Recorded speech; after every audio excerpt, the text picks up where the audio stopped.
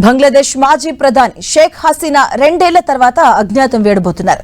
స్వదేశంలో అల్లర్ల కారణంగా పదవి కోల్పోయి ప్రాణభయంతో భారత్ ను శరణు కోరిన ఆమె ప్రపంచానికి కొన్ని విషయాలు చెప్పబోతున్నారు. ఇవాళ ఆమె ఢిల్లీ నుంచి వర్చువల్ గా మాట్లాడబోతున్నారు. డిసెంబర్లో తిరిగి సొంత గడ్డకు వెళ్లాలని అనుకుంటున్నానని ఇదివరకే ప్రకటించిన హసీనా తన రాజకీయ భవిష్యత్ ప్రణాళికల గురించి ఆసక్తికర విషయాలు పంచుకునే అవకాశం ఉంది.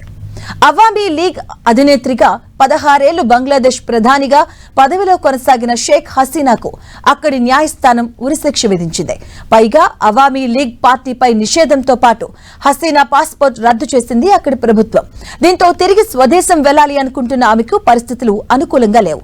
ఈ నేపథ్యంలోనే డిసెంబర్లో స్వదేశం వెళ్లేందుకు సిద్దమవుతున్న షేక్ హసీనా తొలిసారి వర్చువల్ గా మాట్లాడబోతున్నారు. సొంత గడ్డకు వెళ్తున్నానంటున్న ఆమెను ఎట్టి పరిస్థితుల్లోనూ వదలబోమని, అడుగు పెట్టగానే అరెస్టు చేస్తామని బంగ్లాదేశ్ న్యాయశాఖ మంత్రి అసదుద్దీన్ హెచ్చరించిన వాటన్నింటికీ వెరవని హసీనా తన కార్యాచరణను ప్రకటించేందుకు సిద్దమవుతున్నారు. ఢిల్లీలోని దక్షిణ ఆసియాకు చెందిన ఫారిన్ కరెస్పాండెంట్స్ క్లబ్ సాయంతో ఇవాళ సాయంత్రం 6 గంటల నుంచి రాత్రి 7 గంటల వరకు ఆమె మాట్లాడతారు.